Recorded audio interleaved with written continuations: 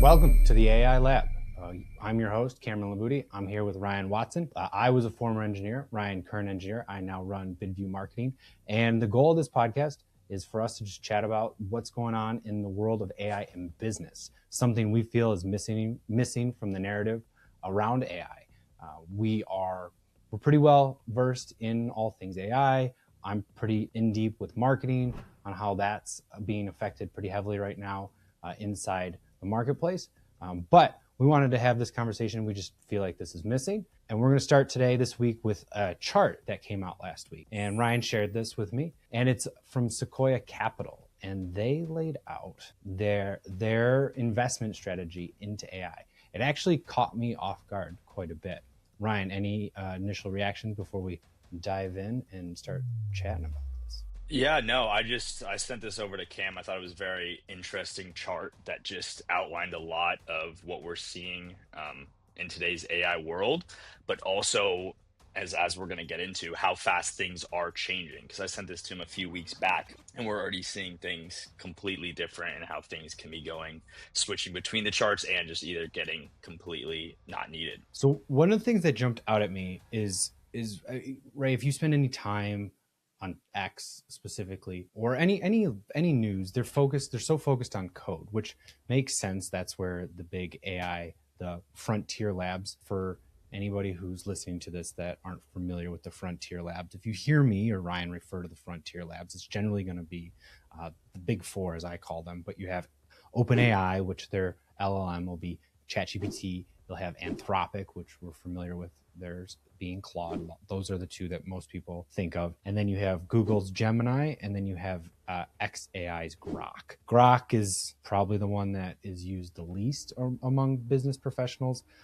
Most of my team, I have 14 people. Ryan, how many people work for you now? 6 people work under me right now. So for my team, we are mostly, the managers all use Claude. Most of the content people and coding people are using Claude and Codex being OpenAI. And then Gemini we use for a lot of visuals. So if we're looking at websites and we're implementing AIs, we'll use Gemini. Ryan, I actually have never asked you that. Which one do you use mostly? Yeah, I'm mainly using Claude, big Claude code user. We use a lot of different MCP connections within our environments. And then I also use, obviously, the classic ChatGPT. I actually use it to help with my prompting for a lot of the stuff I'm doing, just because it's a more conversational AI, in my opinion. So if you look at this chart, one of the things that stood out to me is everyone's obviously trying to automate code, which from where we are today, it's very good. Either Claude or Codex. But one of the things for me specifically that jumped out at me, what this is saying is not prepared to be automated, is SEO and SEM. For those that aren't familiar with SEO, that's search engine optimization, and SEM is search engine marketing. So SEO being the organic side of marketing. If you're, hey, find me a dentist, that's when you go into Google Maps or the Google search engine, or even as it's referred to as AI, SEO now, or GEO, or whatever acronym we're using this week. But you see everybody online. There was actually, I wrote a LinkedIn post about this this morning, actually. A huge AI channel showed how to automate your SEO. He built like 10,000 pages, I think, in 30 minutes. And I think he regretted that video because he obviously caught the attention of a lot of well-known SEO people. And I think I jokingly said to Ryan last night on the phone that I love that my competitors are probably automating their SEO. And this, is this chart shows that, those types of things that feel like they can be automated, ERP implementation, if you've ever dealt with any of that, that's an absolute nightmare. But a lot of these things I see people trying to automate right now, and Sequoia Capital is essentially saying, yeah, no, that's not where we should go. Where we should actually be going is to, insurance and payroll and claims, which is where a lot of those, mid-level corporate America jobs are. I was actually having coffee yesterday, Ryan, with an insurance broker, and I talked about this chart. Brian's, what are your Gen Z? Yeah. I'm a millennial, so I think that to the two of us, right, you probably are just completely absorbed by some of this. And we think everybody knows all of it. And I had a conversation with him. He goes, yeah, my daughter's in college and she's using this new AI, not this chat GPT anymore. And I was like, oh, what is this AI? This is new that I haven't heard of. I was really excited. Because I don't know, something like about Claude, he said. And I started laughing. uh, but that just shows you like there's no automation in his business, right? He's still having coffees and lunches and golf outings to make his connections and do his things. And meanwhile, you know, how much of his business could be automated? Even someone like me who's very well versed in this world of AI and stuff, that whole SEO SEM thing you were just talking about. I messaged you actually, I think last night. I was asking, hey, have you ever used Claude? Because I know Claude has different MCP and skill libraries that claim to be an SEO engineer. And for someone like me, if I am building a website for something for myself, that's going to be my first thing I'm going to go to. I'm going to research that, figure it out, and have that do my SEO for me. And then you're saying you're happy that your competitors would be doing that. So why is that? It's a good question. So this gets into, man, you're going to really wind me up now. This gets into understanding search intent. And so the best example I can give you is the age-old pizza search. So if you type in pizza, let's say we're just going to, for argument's sake, you're in Google Chrome and you type in pizza in Google search, Google is getting better at understanding who you are. You're 26 years old. I don't even know if you're single, Ryan. No, I'm not, but So maybe you're a single guy and you're like, man, I just got home from work. It's late. I need to get to the gym. You type in pizza. Google knows you're not looking for recipes, right? You are looking for restaurants. Now, Ryan, the one with his partner, they're into cooking, and you type in pizza, and it's like, oh, he's always looking for recipes. This is like his date night thing.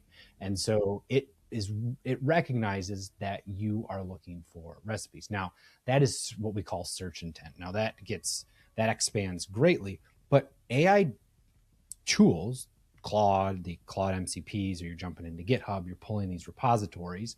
A little technical if you're a business owner listening to this, but basically you're using AI to build out your SEO plan.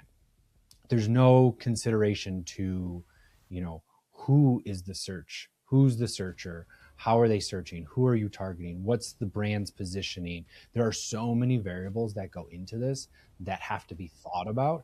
And at the end of the day, it's not really about traffic. I tell my clients all the time, I don't care about traffic. I care about traffic that converts.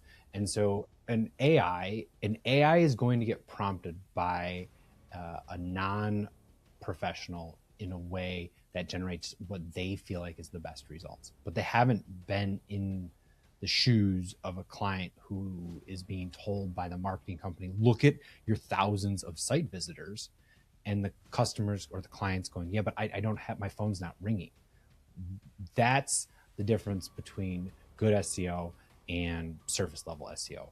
I can generate all the traffic all the time. I mean, one of our best clients, we reduced her traffic from about 4,000 visitors a month to she's down, I think, a little under 2,000 visitors a month, because we completely rebuilt her website targeting the traffic she was never getting before. So the new traffic is looking for her medical devices. They are looking, she's a doctor, they are looking for her services, versus before these were national searches for like products related to her that she tripped across. So those are the questions that you have to know to ask. Can you use AI to get there? Absolutely. Can you automate your way there?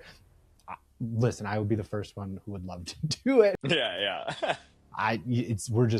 There's too much back to that chart. There's too much judgment. There's too much consideration. And there's so many layers to it. There's, when you're building out, it's called a topical map. When you're building out a topical map, do you want to be talking about certain topics? So if you're a dentist, do you have anything about braces or Invisalign? Maybe that's not something you touch, you outsource that. And so those are the types of questions you need to be asking. I think that's why Sequoia is showing, like some of these other, like real estate closing. I happen to be a little familiar with real estate in a past life. But that's just so right that there's so few things that there's so few variables that it can be easily mapped out and automated. Sorry, you get me wind up real easy on marketing. No, so this goes back, and this is another question that pops in my head on that. But it seems like, especially on what Sequoia was saying, can be automated, is widely accepted.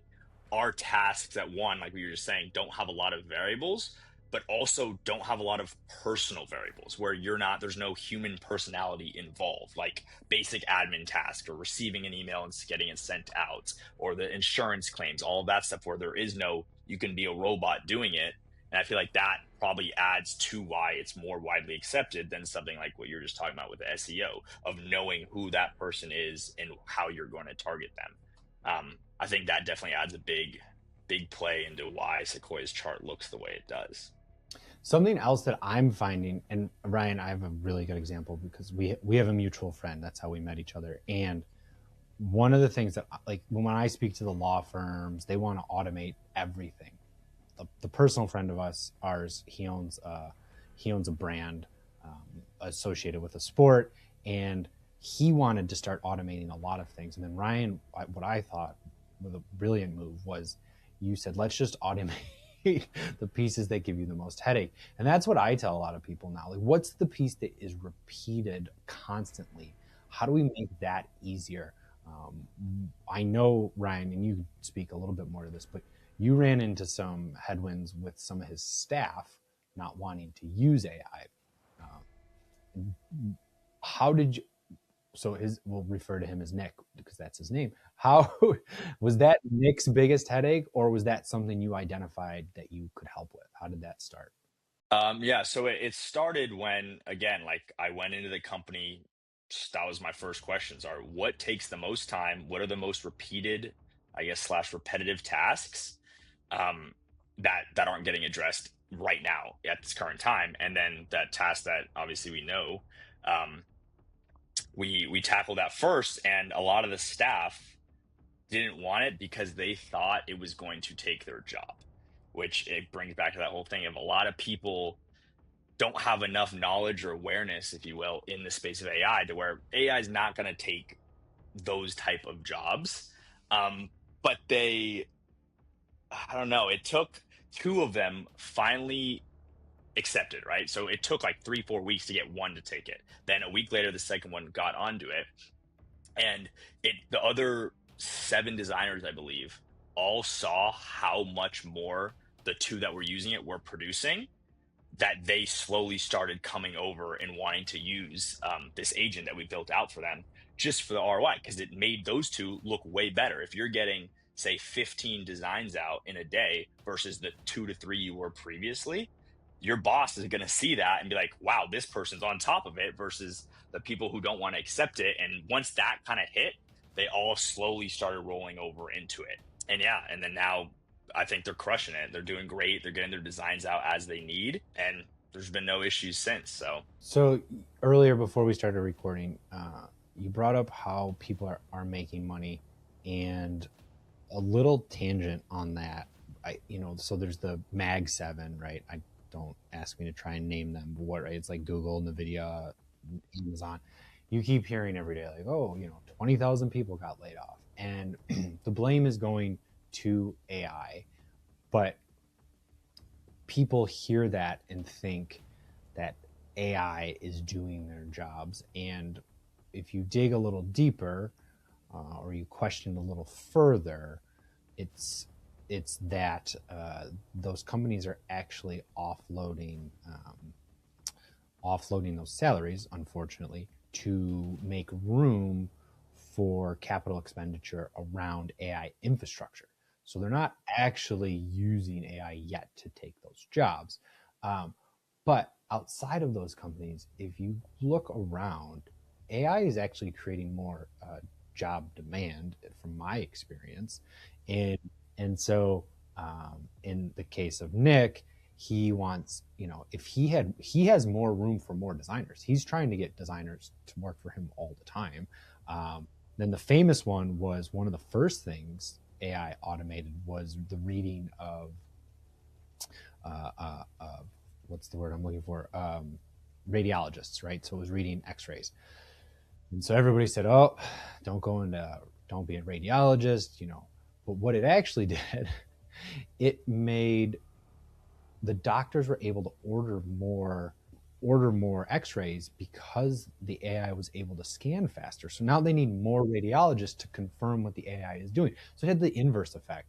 And I'm finding that too is as we start to build with AI, I'm like, oh, I wish I had this person around on staff or this person because it's giving us it's lowering the cost to write code. So now I need somebody here who can do that, and it's given us more opportunities. So you always hear such the negative side of it. I think without getting political, I saw a chart saying that AI has a lower approval rating than the president, that's rough. That's really rough. Really rough, right? So that's like real low, where everyone, but you see these big headlines, and it's right. It's the Mag 7 offloading employees to make room for AI infrastructure, but I mean, my friend out in Arizona, he owns a construction setup company. He's calling me about how do I set up this or that. He's probably 6 to 8 months away from needing somebody on staff that's managing AI workflows. And it's not that he's going to replace his staff. It's that he's going to expand their capabilities. Like how many jobs can they quote? So currently I know I've talked to them. They're limited to about 250 quotes a month. He can't find more sales reps. So how can he make them more efficient?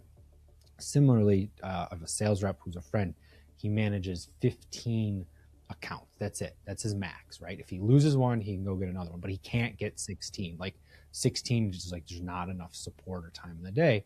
I taught him how to use AI. Hopefully we'll get into a lot of how we instruct people on how to use it here over the course of this podcast. But now he's asking, like, can I have 20 clients? Can I have 25? Can I have 30? Like, those are the conversations I'm having with him, which is pretty cool. I feel like it's opening up a lot of things, not reducing it the way that you see in the news. But we'll call it the hot take, but how are AI companies making money, or where is the most money being made currently in AI?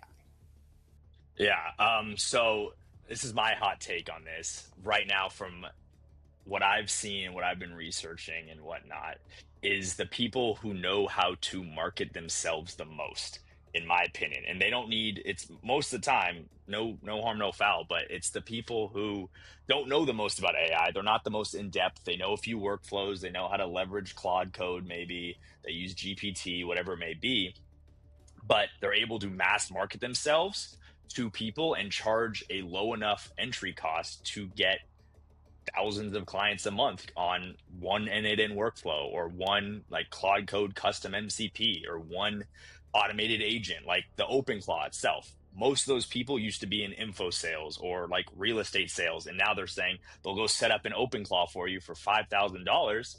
And if you put enough money behind the paid ads on that, they're gonna they do crush. I know several people doing over 6 and 7 figures a month just running paid ads, saying this is what they can do. Like the most common tag I've seen is like, your company's losing $50,000 a month because of these things. Come with me for $5,000. I'll set up OpenClaw for you, and you're gonna like save that money back or get that money back. And again, for people who aren't super technical, that's a great opportunity. And if they have the money, obviously $5,000 to get something like that set up. But again, and I might go on a little tangent here, if you don't know AI very much and you go and pay that and you have OpenClaw on your computer, it's realistically not going to do much for you. And I've personally had that experience. I helped set up a friend who owned a real estate company. They had like 600 Section 8 properties, and I'd get texts every single day asking, just like, how do I prompt it? What do I ask it? How do I get it to do this?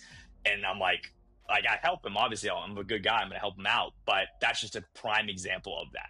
It's all about people are capturing the hype of it all, and they're crushing it from it. But then on a flip side, I see a lot of people who are very in depth in AI. They know all the nitty gritties. They're building their own models. They're building their own huge workflows with like 15 different agents and stuff. But getting someone to buy that is from on my previous example, is a lot harder than quickly selling this will save you this much money. Here's why. And yeah, that's what I'm seeing a lot of right now. I'm in a lot more sales calls than you are. But yes, if you go into a sales call and you say, this is what SEO is, and you show them your competitors, you'll be met at the end with just this blank stare of just like, cool, sounds like you know what you're talking about, but I'm not going to buy anything from you because I just don't understand it. Versus if you go, if you know, a good salesperson will ask a lot of questions. They'll say, okay, so this is what I hear the problems are. The solution to that is OpenClaw, or, you know, and maybe we do a quick history lesson, because I don't think, if you're a business owner listening to this, I don't think a lot of people realize the moment we're in started on December 5th, 2025. That is when Opus, right? That was the date Opus was released. And then OpenClaw was released early January. Most people like Ryan and myself were playing with OpenClaw either end of January, early February. So the current state of development is 4 months old. So the people out there selling this have 4 months of experience with it. Just to give you some context on like, hey, I'm an expert at this, versus I know I get self-conscious about it. I was on GPT-2. There was no chat GPT. It was GPT-2 in 2019. Ryan, you were still in high school, I think. And I had just started my company, and although this is kind of cool, you could talk to it. It kind of does some stuff, but it's not usable. And so I think some of us have some self-consciousness about what these tools are because we've watched them evolve, and we still see a lot of the hallucinations, or we know where the flaws are in the idea that I would have somebody pay me $5,000 to what I think is still a flawed system, or not. The way Ryan is implementing AI, I think, is brilliant, right? He's solving a specific problem inside the company versus saying, hey, here's your whole AI infrastructure, which I have yet to see somebody do that well or at all. Really, we tried to do it here at my company. We got there, but it was going to lock us into the moment. And we know the moment of AI only lasts at months at a time. So there was no way we could lock ourselves into that moment. I think this would be cool to do in the podcast, Ryan. At the end, maybe we kind of talk about like the moment of the week, like, you know, where do you see things going, right? So I'll pause for a second. What do we want to call it before I go? Anything like?